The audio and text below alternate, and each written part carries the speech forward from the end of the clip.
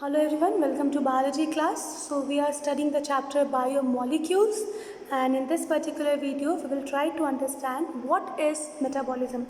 What is the concept of metabolism?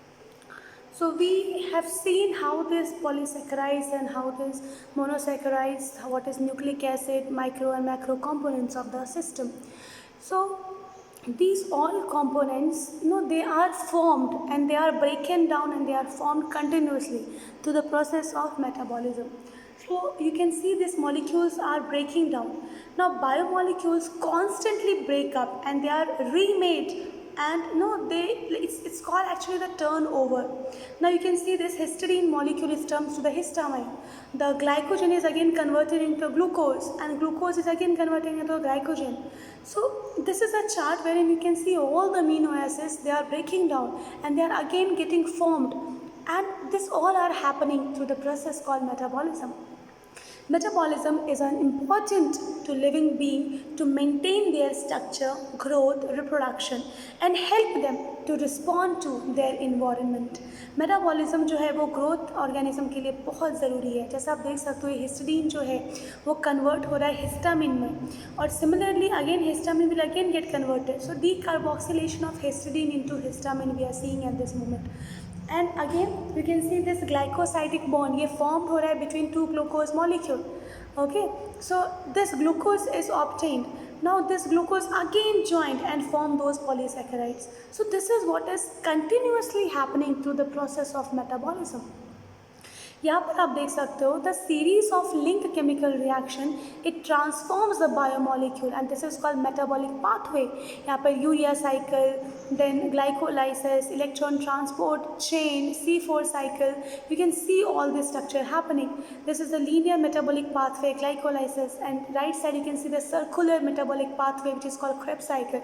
We will be studying about all these cycle in detail when we start studying the physiology of organism.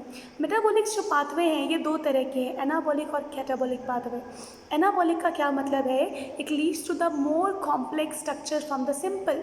मतलब ये बनने की प्रक्रिया है. यहाँ पे देखो ग्लूकोज जो है ये क्या बन रहा है? ग्लाइकोजेनेसिस है ना. ये क्या बना रहे हैं? ग्लाइकोजन बना रहे हैं. मतलब एक ग्लूकोज मोनोमर ये ग्लाइकोजन बना रहे हैं, तो इसको हम लोग क्या बोलेंगे? एनाबॉलिक पाथवे बोलेंगे. ठीक है, क्यों? क्योंकि एक सिंपल मोनोसैकेराइड जो कॉम्प्लेक्स पॉलीसैकेराइड बनाने की कोशिश कर रहे हैं. कैटाबॉलिक पाथवे में क्या होगा? It leads to the more simple structure then the complex. मतलब जो ग्लाइकोजन है ये कन्वर्ट होके क्या बना देंगे? आपके ग्लूकोज बना देंगे. This is the glycogenolysis process. ये टर्म याद रखिएगा. यहाँ पर क्या हो रहा है? जो हमारा ग्लाइकोजन था ये ब्रोक हो रहा है किसमें? ग्लूकोज 1 फॉस्फेट में, ग्लूकोज मॉलिक्यूल में. सिमिलरली आपको 3 और फॉस्फेट दिख रहे हैं, that is are ATP.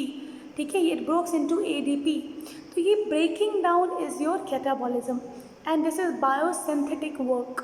This is the membrane. और हम लोग यहाँ पर देख रहे हैं कि मैकेनिकली जब हम लोग काम करते हैं तो उससे क्या होता है? ये हमारा ATP का स्ट्रक्चर है जिसमें एक फॉस्फेट ग्रुप है, 3 फॉस्फेट ग्रुप है, एडिनोसिन स्ट्रक्चर है एंड देन हमारा राइबोज शुगर है.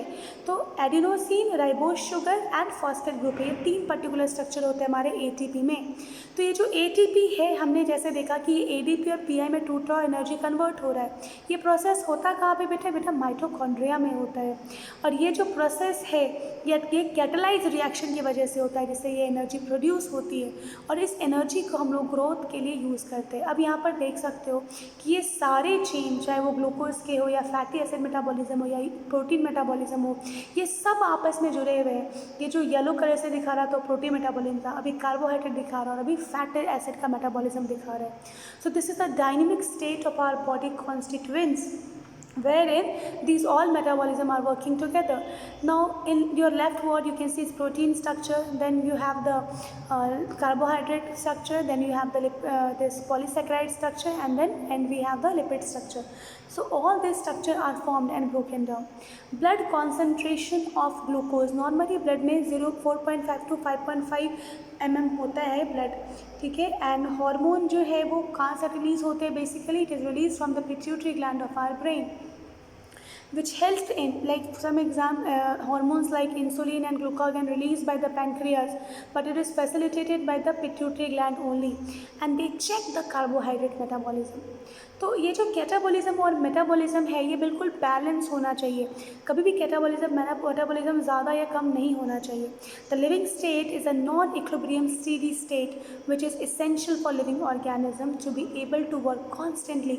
ये एक नॉन इक्विलिब्रियम स्टेट होता है लिविंग स्टेट में, कुछ चीज़ें ज़्यादा कुछ चीज़ें कम होगी और इसी के पूरा करने के लिए ये मेटाबॉलिज्म चलता रहेगा। अगर ये स्टेडी हो जाएगा तो metabolism can not happen. This is a very important concept to understand.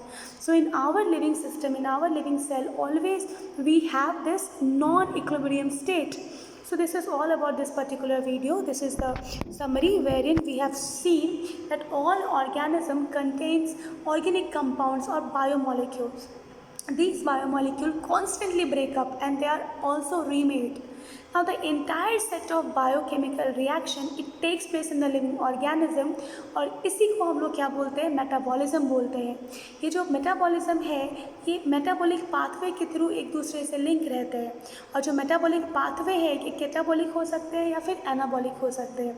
ATP बहुत ही इंपॉर्टेंट मॉलिक्यूल है जो एनर्जी कंप्लेन करता है अपने केमिकल बॉन्ड के अंदर और जब इस एटीपी के बॉन्ड्स को तोड़ा जाता है तो एनर्जी प्रोड्यूस होती है और इस एनर्जी को हम लोग डिफरेंट वेरियस एक्टिविटीज़ के लिए यूज़ करते हैं। Then we have also seen that how this catabolism and anabolism has to be maintained in non-equilibrium state. Living state जो वो steady state होती है या फिर non-equilibrium state होती है, तो हमें जो है अगर लगातार काम करना है तो ये non-equilibrium state maintain करनी होती है। This is all about this particular video. I hope कि वीडियो आपको समझ में आया होगा। Thank you very much for watching. We'll see you in the next video.